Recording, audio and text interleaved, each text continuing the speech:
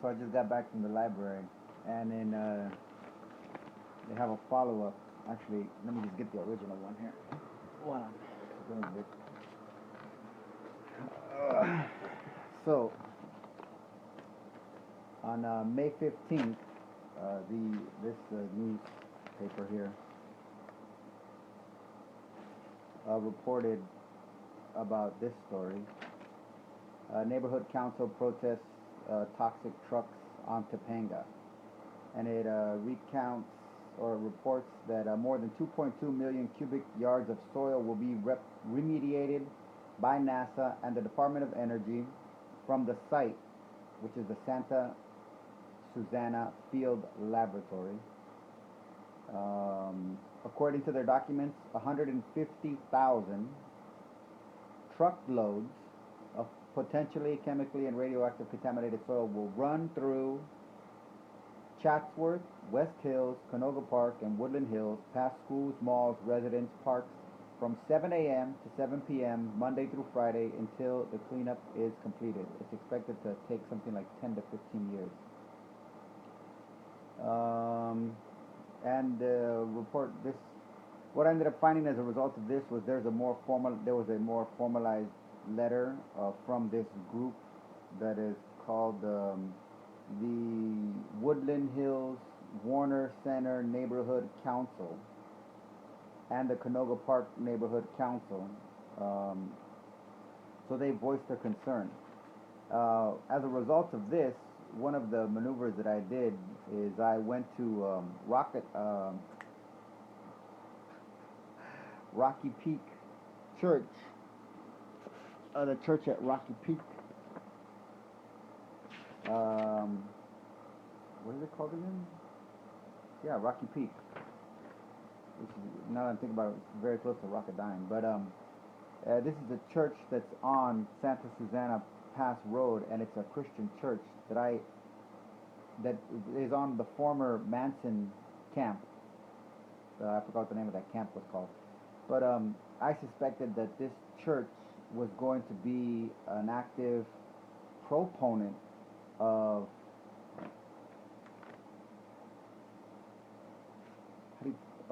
pacifying public sentiment under the notion that these are all, for the most part, in one way or another, dependent on all the companies and financial interests that are involved in what's needed to do this cleanup. So, and when I went there, I found some very interesting things. I have it all recorded I audio recorded the entire thing on my phone. But some of one of the most interesting things was that in their promotion of some event that they were having, this is pretty awesome. I don't know where I put it, so I'm not even going to dig around for it. But it's some leadership. So I'm expecting this church to be basically an active component of what I call the nuclear priesthood. That's my own terminology. And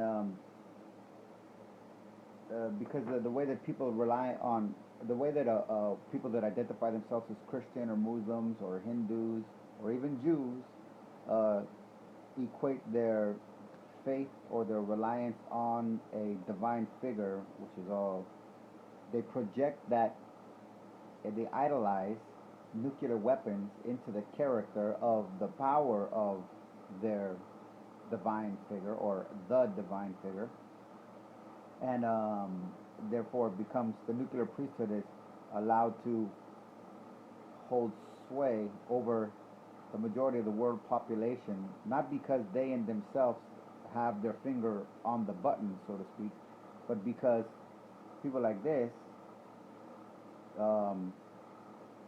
are actively engaged in essentially devoting their life to protecting the ideology of the nuclear dynasty, which is purported by the nuclear priesthood. It's a religion. It's a new form of religion that transcends what we consider traditional religion, seen as in the first test of the first nuclear atomic device ever detonated on the planet was called Trinity, and that was in a Christian country. And to show that the way that trend carries on, in India when they tested their first nuclear bomb, and I believe that was in the 80s, possibly the 70s.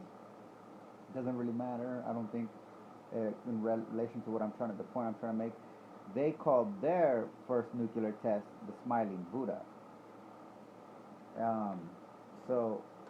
But on this cleanup, so I found a formalized letter that talked about they were concerned about the dust particles that were going to be coming off of the trucks. They equate there's 300,000, and that's the trucks returning, because apparently it's going to go all the way through down to Penga, in through the mountains.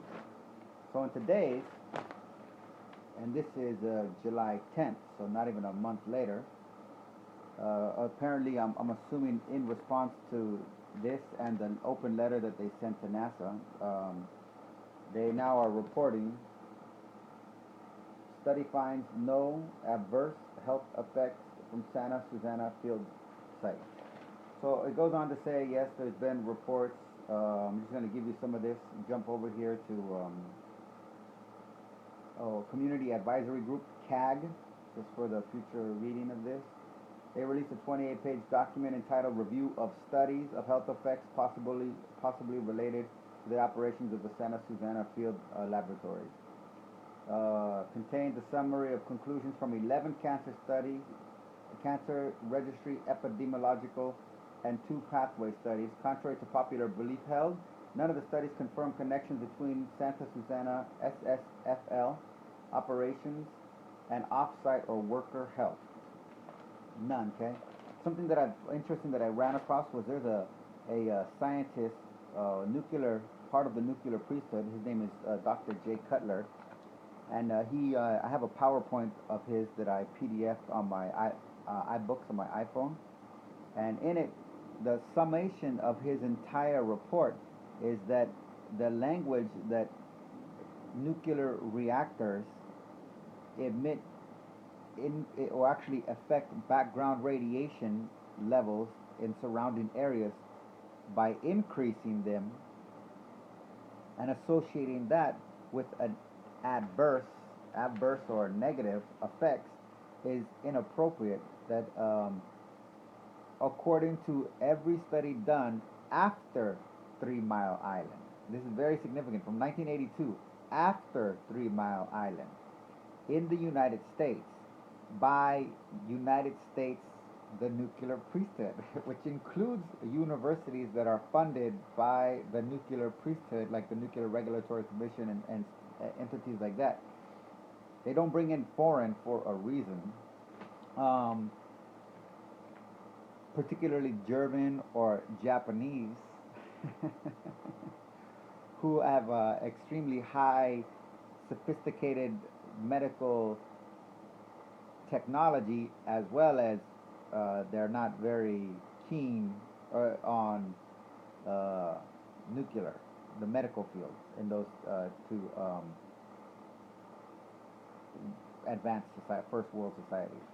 But every study since 1982, from university to medical, American Medical Association, all this stuff like that, has, according to Dr. Jay Cutler's, and I have it saved page by all the pages,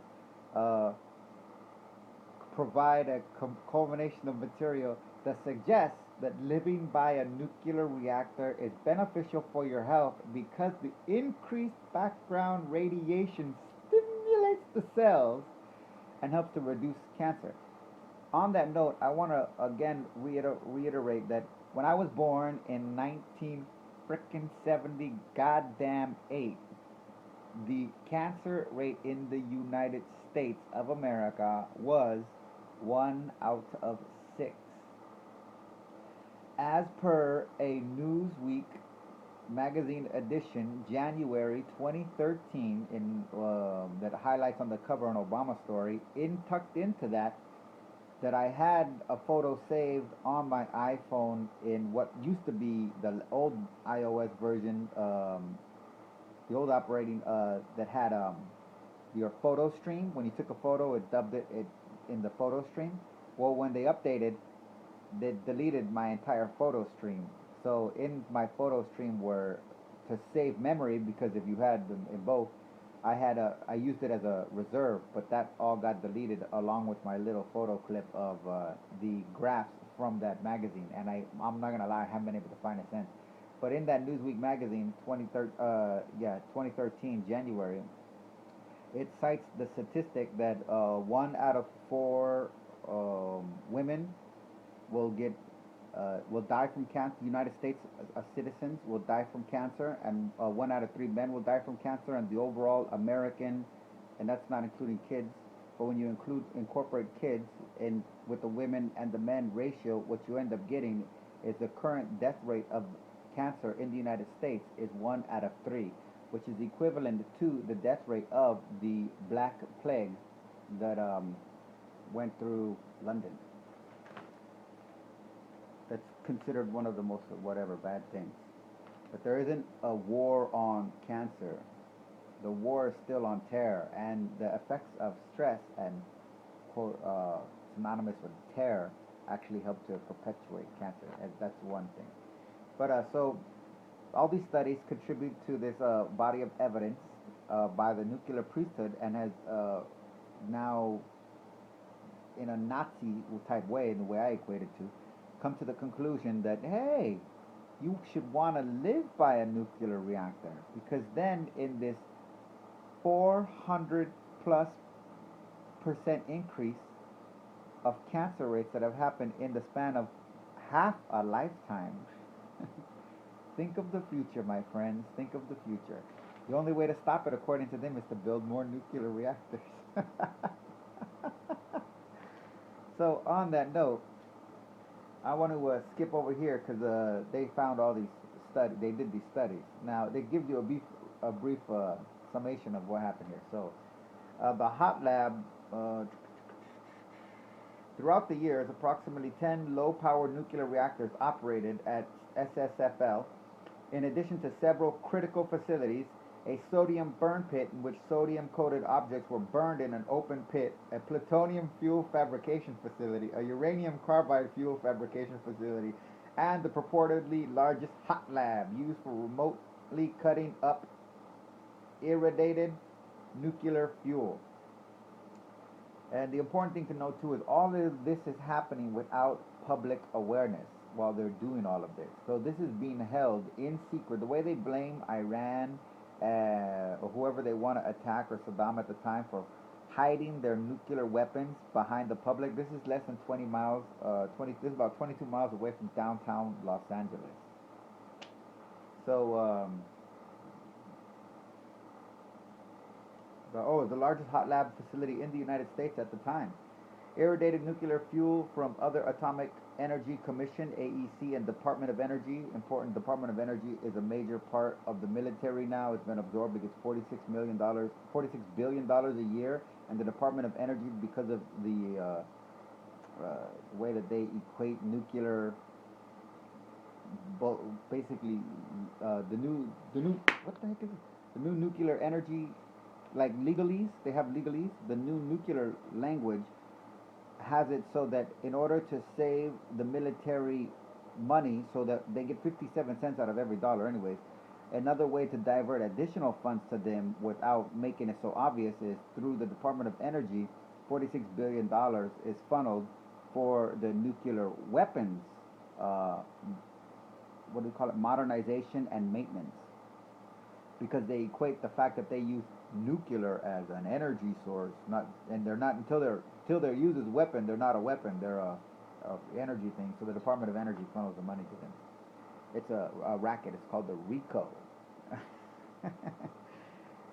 Department of Energy facilities from around the country were shipped to SSFL and decladded and examined. The hot lab suffered a number of fires involving radioactive materials. In July '59, this was the nice one, the site suffered a partial nuclear meltdown that has been named the worst in U.S. history. And that was the one where they put salt inside the reactor in order to think that, hey, if we put salt in the water, it'll keep it cooler.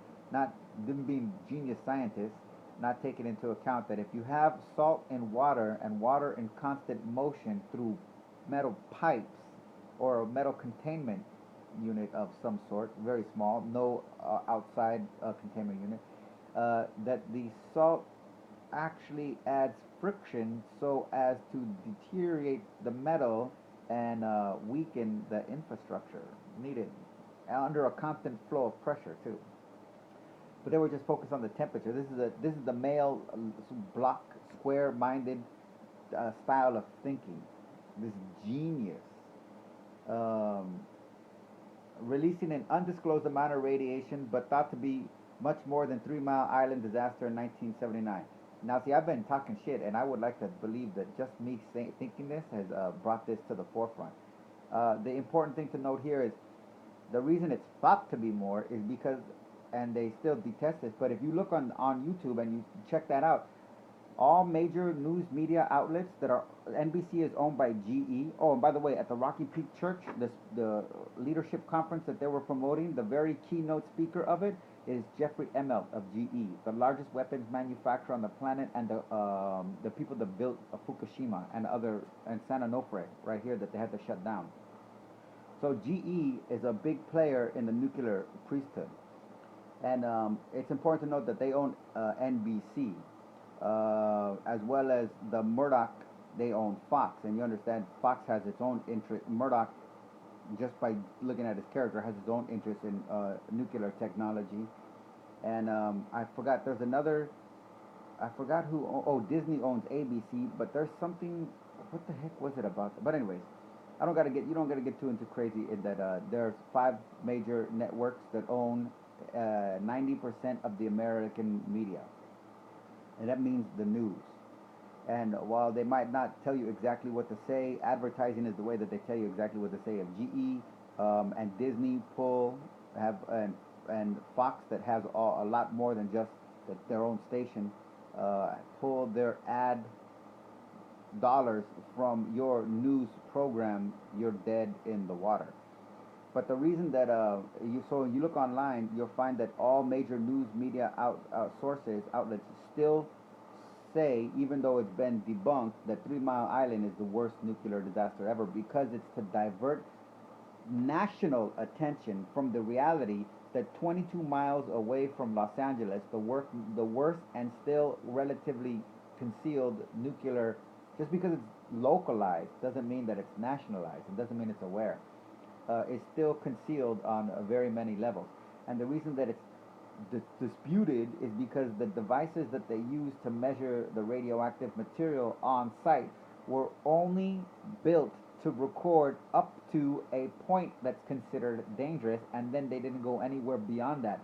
And so, like in a movie where it's like a cartoon with demon, that's as far as they got. And so they were used that information to say it only reached this level, and that was part of the first level of deflection and minimization that they use, because it doesn't stop. You understand, this is all illegal activity. Just because it's becoming public doesn't change the fact that it was premised on pure criminality that involved the Pentagon, Rocketdyne, California, and Los Angeles officials, not to mention other Pentagon and Senate and congressional personnel. So this is all criminal behavior that they're minimizing the criminality of it by reducing the it doesn't have that bad of effects on the public, so therefore it really can't be that criminal. It's criminal, period. This is another note. What I say is, because all of this happened when California adopted their own RICO statutes, which are racketeering, criminal racketeering. The Federal Racketeering Act involves transfer of nuclear material illegally. This is all federal RICO, because all of this was done to put money in the pockets of the people that were doing this at the expense of the ignorance and the health of the surrounding company. And now they have all these studies to prove, see, there was never a risk. So you can't really fault us. It's like, it's kind of like the terrorists in, this is a very good example, the terrorists in Portland that the FBI stopped, where the FBI informant got a 19-year-old kid. Out of all the mosques that he visited, he was able to get one kid, 19-year-old dipshit. And he led that kid down the path of becoming thought that he was becoming a terrorist fighting for Islam. And this informant, an FBI informant trained by the FBI, much like Al-Qaeda, Saddam Hussein, ISIS, and the Syrian forces, and the Libyan forces, built an entire van-sized bomb, like in the movie The Siege, put it all together, bought materials that were turned out to be fake, but paid for it through his own money because the 19-year-old kid didn't have shit. Bought all the material, walked the kid through the process of making the bomb, putting the bomb together, arming the bomb, convinced the kid to be the driver of the van, picked a target, a Christmas celebration in Portland, had the kid drive there, and when the kid pressed the button, the FBI moved in because it was a fake bomb, and they considered that they arrested him for terrorism. Under the grounds, these people are nuclear terrorists. They're saying, oh, nobody got hurt, therefore it's not an act of terrorism. So, goes to show you how the power of the KKK and neo-Nazi eugenics, Fasco-Eroticism works in this country. So, another radioactive fire occurred at 71 involving combustible primary reactor coolant, NAC, contaminated with mixed fusion products. At least 4 of the 10 nuclear reactors suffered accidents, and the AE6 reactor experienced a release of fission gases on March 1959. The SRE experienced a power excursion, a potential meltdown in 59. SNAP 8R in 64 experienced damage to 80% of its fuel, and SNAP 8DR in 69 experienced similar damage to 1/3. The reactors located on the grounds were considered experimental, profit motivated, and therefore had no containment structures. Like they make a big deal about Chernobyl. Oh, it didn't have a containment structure, so it blew up, but it did have a containment structure, and now it's covered in concrete for a reason. Reactors and highly radioactive components were housed without large concrete domes and surrounded modern power reactors. The sodium burn pit, open air for okay. So this is all the stuff. This is an admission that all of this radiation was released. I'm coming down to 3 minutes here. Now they have the studies were conducted by the California Department of Health Services, the Tri-County Cancer Registry, the University of California, Los Angeles, School of Public Health, the International Epidemiological Institute, Dr. Hal Morgenstein, the University of Michigan, School of Public Health, and most recently, Dr. Thomas Mack, the University of Southern California, Keck School of Medicine. They all agree unanimously with slight disputes that there's never been any, that they say there's never been any reports discuss that these studies are taking authors' information. Okay, the universal outcome of the studies is the inability to establish any statistically significant relationship between chemicals and/or radionuclides used at SSFL and any adverse effects on either the workers or nearby residents. My dad, Don Caffrey, my aunt, Donna Caffrey, his twin sister, and my uncle, Mike Caffrey, all lived at Box Canyon in a trailer park by this, and when this first became public in the 1980s, they were forced to move from their house, and by 1995, they were all dead by cancer. If you look up the Rocketdyne class action suit, you'll find that the class action suit that was made famous by Aaron Brockovich because of the quantity of the money, is dwarfed by the class action suit that came from all the adverse health effects and cancer effects and deaths. I refuse to participate in it because I would not profit off of my father's death, even though I didn't have a significant relationship with him because he was considered a deadbeat dad and trailer trash.